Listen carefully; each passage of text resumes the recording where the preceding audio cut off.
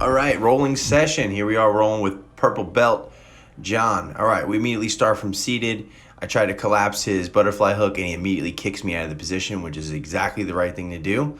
Now here I pummel for his hip and he gives up the one side there. As a matter of fact, I windshield wiper my foot, come behind and look to take his back. As we go here, he addresses the topside overhook and does the right thing. He gets his back to the mat. However, I'm pretty decent at transitioning to mount because my back control is a little bit deficit there. And I'm used to going to mount from that position there. Up, I fall back on a foot lock. Just having fun trying to go through the positions here. Double shin inside and go to the outside heel hook. He looks to step over. Now we're in this little seated position where we could scramble, but we're not going super hard. He does a great job there at turning in and reposing his guard. So now he puts his feet on my hip, looks for an arm drag, doing a pretty nice job at keeping me at bay.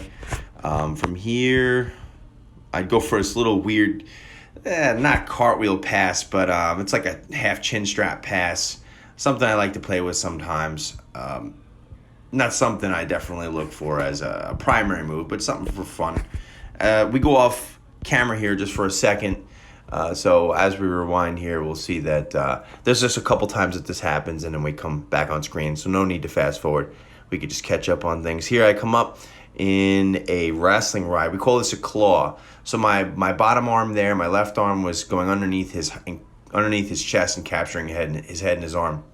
Nice. Okay, John goes for a Kimura, and I step over his entire body and transition to a seated arm bar here with that far side underhook.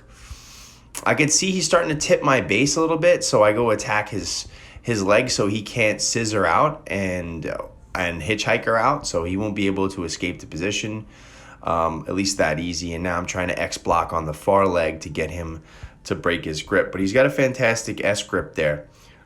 From there, I transition into a triangle. I'm looking to sort of hip up and go for that arm bar again. As you see here, finish the arm bar. He does a good job at really hanging in there. John's defense is fantastic. He's got a nice little game for like purple belts. Like I feel like he likes to attack the feet. He really hasn't gone for that necessarily so much here, but he attacks the feet and he's got good transitionary sort of awareness. So he's a really good training partner. I believe he had me in mount there for a sec. Quick bridge and roll. Granted, I am a little heavier than him, so and I have a wrestling background, so like bridging is I don't know and say super strong for me, but it's definitely not my first rodeo as far as bridging and rolling. And sometimes I actually like to time my bridge and roll just so I can let people get into a superior position on me, and then I can play from there. All right, so he's trying to work this Kimura trap, which is another nice thing he likes to do. So he's hipping out with this far side Kimura. He bumps up. He actually builds his base, and he's looking into a wrestler switch now.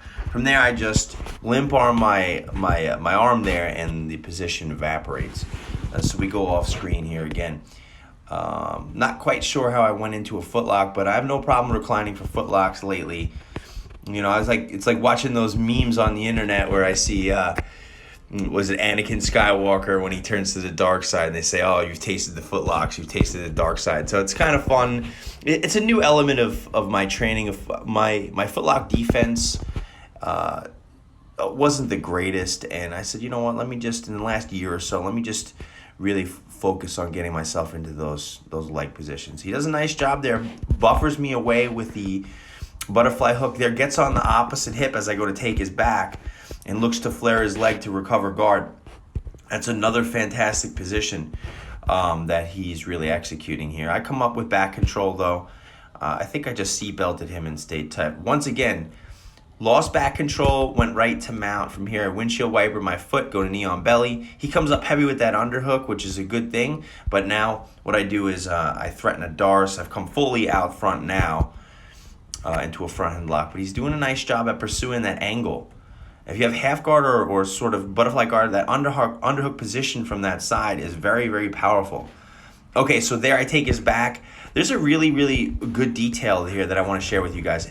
When you take someone's back, I find it to be much more superior to, instead of climbing his back from that position as we saw before, just grab his hip or grab his forearm and pull him into your pocket. And that makes your back mount that much easier, at least for me. If that doesn't happen, then you can always climb him.